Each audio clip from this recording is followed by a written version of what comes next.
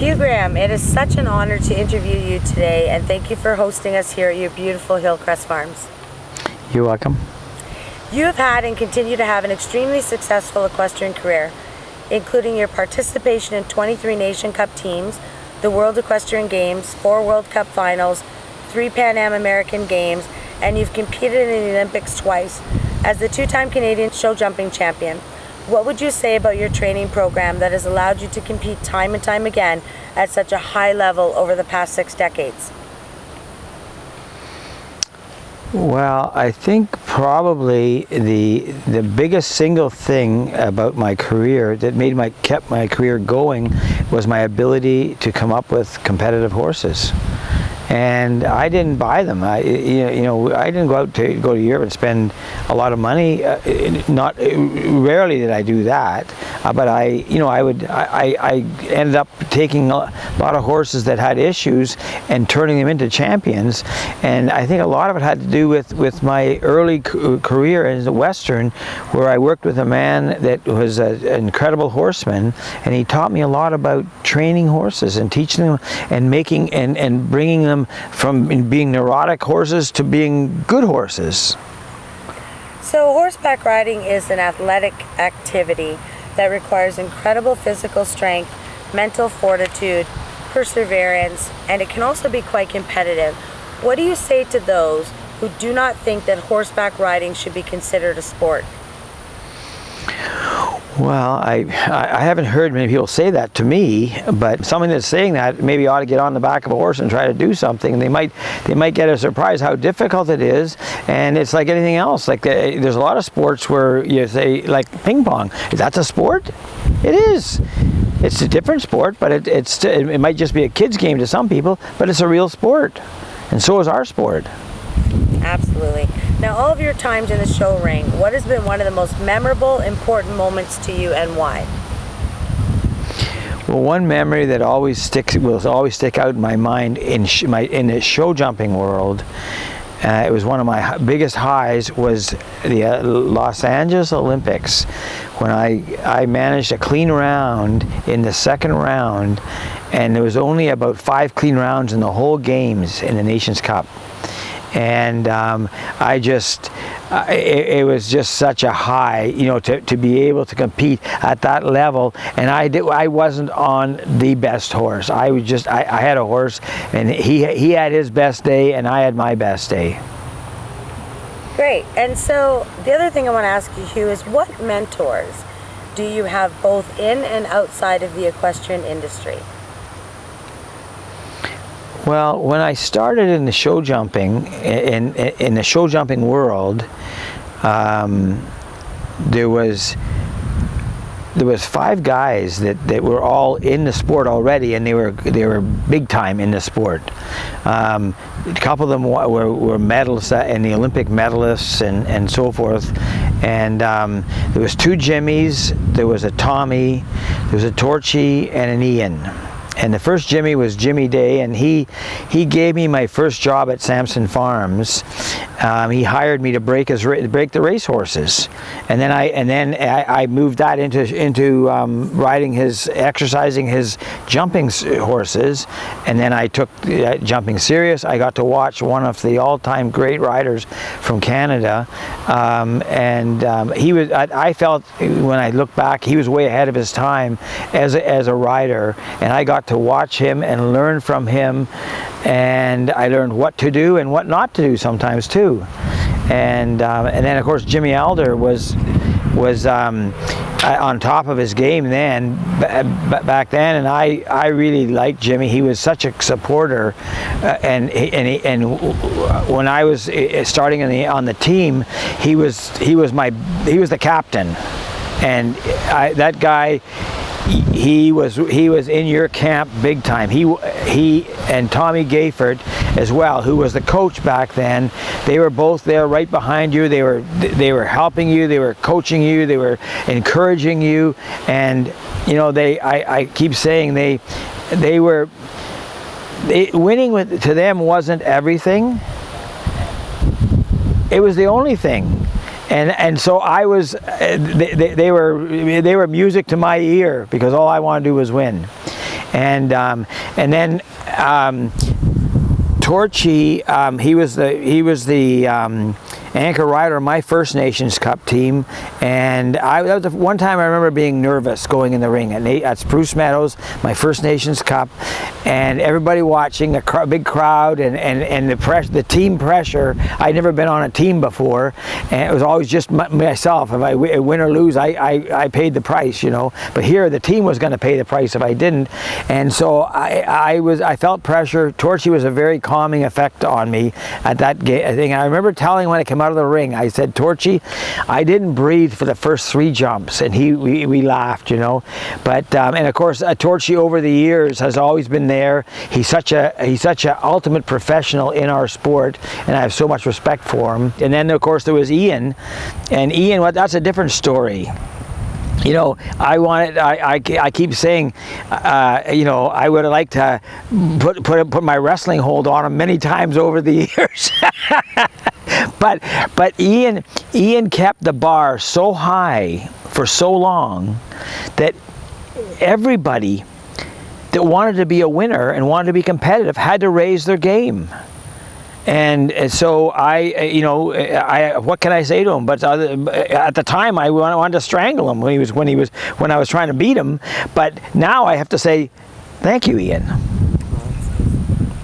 So, Hugh, have you encountered any setbacks over the years that made you question whether you wanted to continue? And if so, how did you persevere? You know, there's always setbacks, and there's, you know, I've been injured a few times, you know, and several times. You know, I'd you know, pretty significant injuries, and you know, you just, in my mind, I never thought that I was going to stop. You know what I mean? Or it was going to stop me from coming back. I just had to get healthy again. So I don't ever remember thinking I don't want to do this anymore. I mean, it's all about, you know, getting out there and kicking butt. Right. So competing at such a level must require a certain level of support from those around you. Do you want to take a moment to speak about those who helped you along the way? Well, I don't think you have enough time in this interview to deal with this. But there was a few people. One of my first, I would want to say, my first real trainer in the Western world was a horseman named Milo Hetherington, and I will never, ever, ever be able to repay him for the education he gave me. He was the ultimate horseman. He could make horses. I keep saying he could make them talk, but if I told you what he did with horses and how he trained them, and he wasn't a rider, he worked them on the ground. And if he rode, it was very, you know, when I met him, he was 65, and he wasn't, and he never showed me anything about riding, but he showed me everything about training horses and making horses behave and so forth. And he was so gentle in his ways. It was amazing. I was so impressed with him. So he was one person that I would be top of the list. Okay, and then I've had, I've watched a lot of other people, and I've talked to other people, and I picked their brains. You know, other riders. Rodney Jenkins was a friend of mine, and of course Jimmy Day and Jimmy Elder and those guys. I picked their brains, and that's how I learned. You know, and I watched them, and of course I've had some great owners. And the top of the list was Morgan Firestone, and I started with him in '74, and we're still there, you know. He passed away in 2009, but I carried him through his whole riding career, and I even took over his racehorses at the end.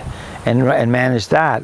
And then there was J. Elliott Cottrell and Eddie Creed were great owners, and they were great people too. You know, they not only bought you horses but they supported you, and they came out and they cheered for you, and they when you were bad, they said, get it together. But when you were good, they were there for you, you know. And of course the Epsteins at King Ridge Stables were that's been a great relationship. And you know, the thing about Epsteins and King Ridge is along the way, when I met them, they were just starting in the game. They both became capable riders. Gloria won tons of championships, and the year she was won at the Royal, Seymour and I we were about 17-3. We were so proud of her, So it's been a great, I've had some great owners, and I can't name them all because there's so many, but those ones stand out. Okay, so beginners typically feel like they need to choose whether they want to ride English or Western, but you were able to successfully train and compete in both disciplines. Do you recommend that riders give both disciplines a chance?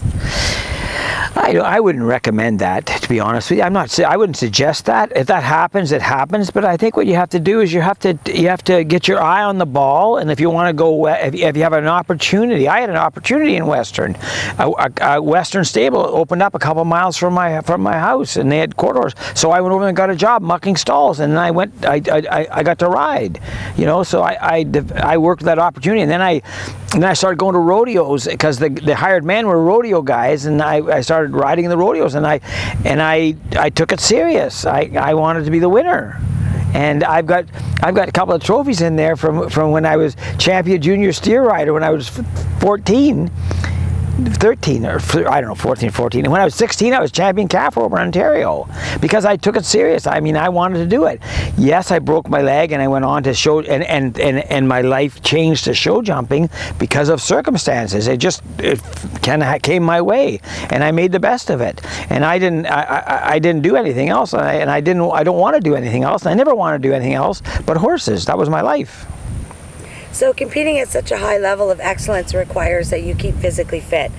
While riding and training horses certainly counts as exercise, what do you do other than riding to stay fit?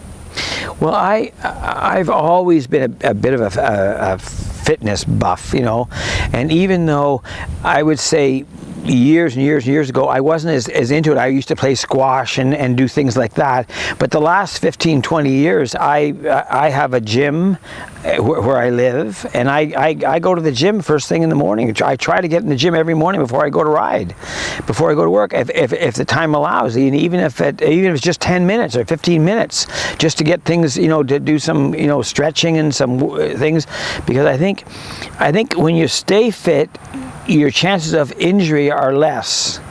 If you fall on your head and yes, you're going to get hurt, but you can also pull muscles and do things with horses jumping big jumps and that. And I think if you're in good shape, you're less chances of having those kind of injuries. So what would you summarize your state of mind prior to a big competition? Well, I'm just focused I'm focused on the competition at hand and what my goal is, and my goal is first place, and then I focus on how I can do it. Do I have the right horse? What's my chances if everything comes up big, and so forth. And basically that's just it. It's all about being the winner. So, have you ever experienced anxieties while riding, and if so, how did you cope, or have you ever trained riders who are dealing with anxieties, and if so, what coping strategies would you recommend?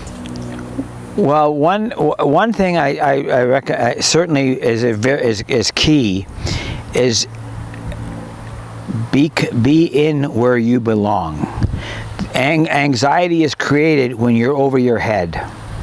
So I have a saying: put them in 5 centimeters below where they belong, and be the winner, the horse. And when you're in that position, you got a shot, and I think the anxiety level is less. And I've never had a big anxiety issue myself. A couple times I was nervous when I was in really big competitions with a lot, especially Nations Cups, with a lot of pressure, and I would feel the pressure a little bit. But I've been a competitor since high school. Before I even rode, I was a competitor in sports in high school, and when you're always a competitor, there's always a little bit of pressure, but it kind of becomes null when you're doing it all the time, I think. So what do you think about the message that we're conveying through the Be Fit Ride Strong program? the message to be in good shape to ride, I think is vital. That you know, the better shape you are, and the more competitive and the more capable you're going to be, for sure. You know, and I like, I know for myself, I've kept my weight consistent through my whole career, and I've tried to eat. In the last 20 years especially, I've really tried to manage my eating habits, and you know, you always fall off the wagon, but I try to, you know, eat well, and you know, when I rarely ever buy at the horse shows or anything. I always bring what I need, and you know, that's healthy, it's fruit and so forth, you know. Finally, do you have any advice to aspiring equestrians out there who are watching, or anything else that you'd like to share with our viewers while we're here today? Well, you know, for all the up and coming riders, my advice is dream, and dream big. And when you have dreams, you have goals. And when you have goals, then it's a matter of how hard you want to work to accomplish that goal. And believe me, you only get out what you put in. And so dedication, hard work, practice, practice, practice. I have a saying, practice makes perfect. And I lived that saying, believe me, in every sport I was in, I lived that saying, and it works. So Hugh, I just want to say thank you so much for your time here today. It has truly been a privilege to speak with you here on this beautiful day in Ocala, and thank you so much for welcoming us here to Hillcrest Farms. Well, I'm happy to do it, and I'm glad you came. And I'm hoping I gave you some information for you know, for all your, you know, viewers and so forth, that they can take and maybe make something out of. Absolutely. Thank you so much.